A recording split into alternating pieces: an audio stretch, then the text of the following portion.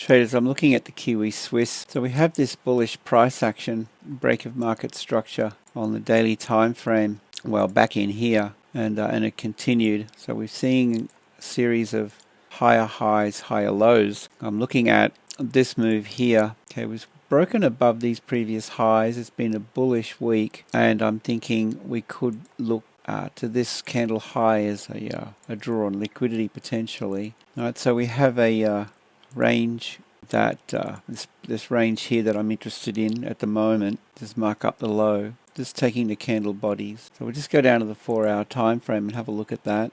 Okay, from the low to the high, just candle bodies marked up here. So higher lows, higher highs. It looks like it's running out of momentum a little bit. So just want to be a little bit careful with this. But my bias is bullish, and this would be my target up in here. So I'm looking for an opportunity to get long. And if we have a look at this swing, price swing here, low to high, a retrace, if we pick up the Fibonacci, low to high, pull back down into the 50 to 61.8 Fibonacci level would be a feasible entry point potentially. Right, so we've got this really nice break here, a break of structure. Oh, you can see it on the 15-minute time frame. Having a look at a couple of candles here. This green candle is one-sided trading bullish. Okay, so we have this bullish imbalance on the 15M. That could be a target for a retrace. So I'll just mark that up as an imbalance. Now we also have this imbalance here as well. Okay, so looking at this thin candle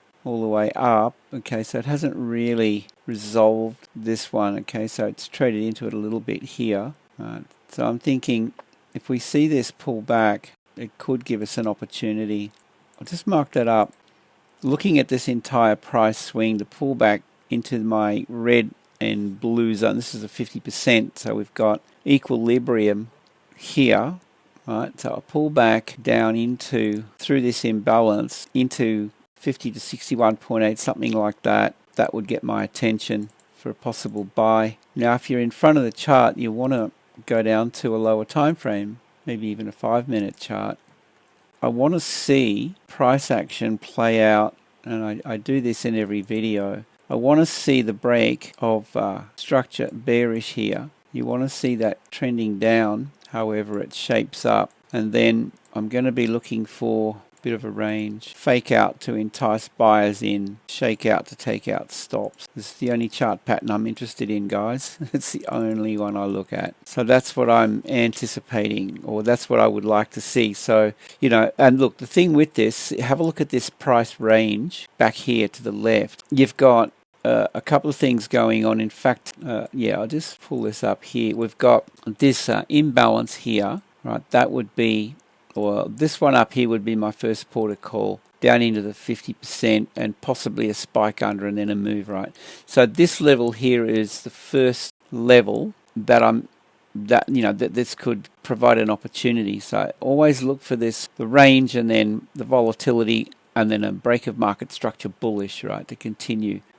This range here where my mouse is, you know, my thing is grabbing it, that could happen here. It could happen here. It could travel all the way down to this order block down in here to the left, and this value area could happen there, right? And it could get aggressive. Let's just have a look at this, right? There's a ton of liquidity sitting under. See this range all through here? This is a liquidity pool that's ripe for the picking. So what I'm talking about is these lows, right? This entire range has built a significant amount of liquidity under here. Now you can see that this volatility kicked in, it tapped into it here. Understand that, you know, this could pull all the way back down. It could look to tap into that, right? So what I'm saying is, if we just grab this and pull it through, right? So we know that there's a liquidity pool sitting under here. Market needs liquidity, right? You know, big players have a huge amount of capital to move in the markets, and you know, if they're going to buy, see this price action could even travel all the way back down under these lows. So there's 3 specific areas that you need to be watching for this rotation to take place. And just to wrap it up, it's going to be the imbalance. It could happen here.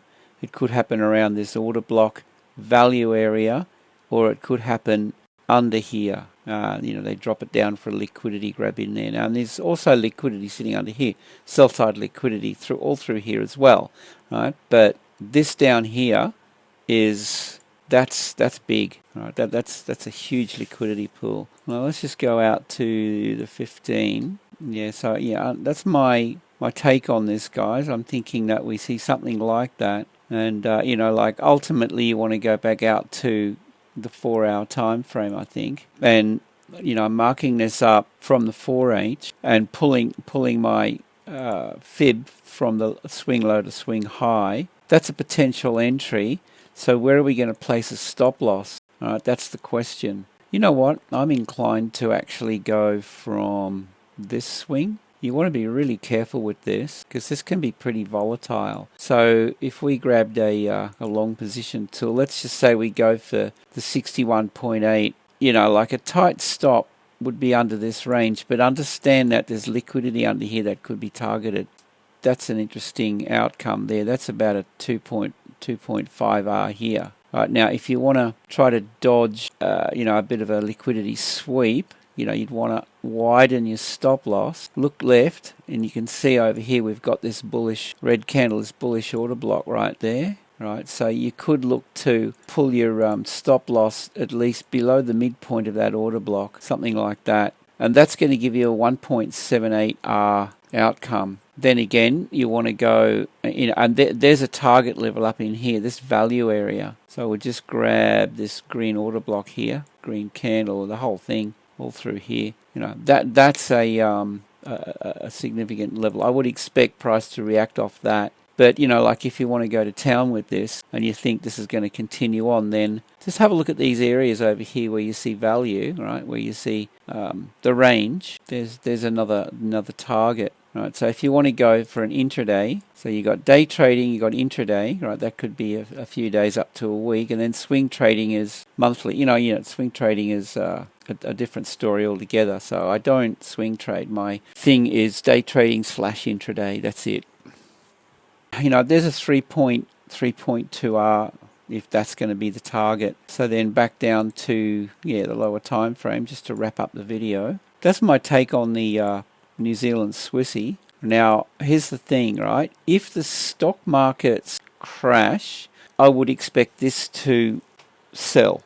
So strength would come into safe haven assets and currencies, right? If the stock market, now this is the thing, it's incredibly volatile at the moment. You want to be really careful because we have a September event coming up, right? So the Fed's going to announce either it's looking like it's going to be a lowering of interest rates. That's already been factored in, or it's already being priced in my opinion. If you have a look at the stock markets, they've been rallying on the back of the rumor. Okay, so buy the rumor, and what do you do? When the news hits, is it going to sell off? So between now and September, the September event, expect volatility. It's an very unpredictable market. If stock markets are overly priced in, well, we could see the retrace into the end of the week, Thursday, Friday, right? We could see it pull back, possibly. I'll have a look at the US 100 in a minute.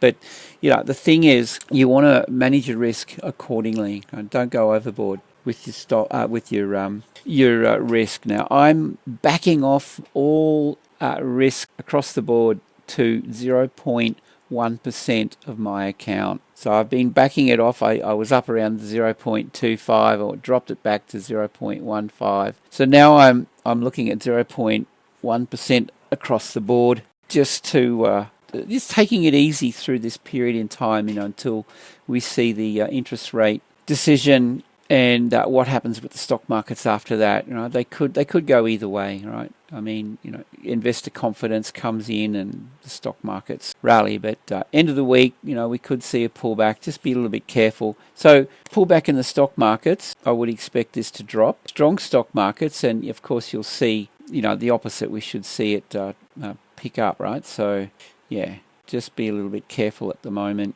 So anyway, that's my take on the Kiwi Swissy. I mean, I like this break above. We've had a little bit of a dip down, so I'm just wondering, you know, whether this is our move here. So, you know, it could be the other way around, guys. Honestly, look, this could be the hit on liquidity up in here before it really tanks. Okay, so what I'm getting at is with this price action, you need to wait for this to trade down and form a base, and then give you a reason to go long on a break of market structure, and that's what I'm showing you here.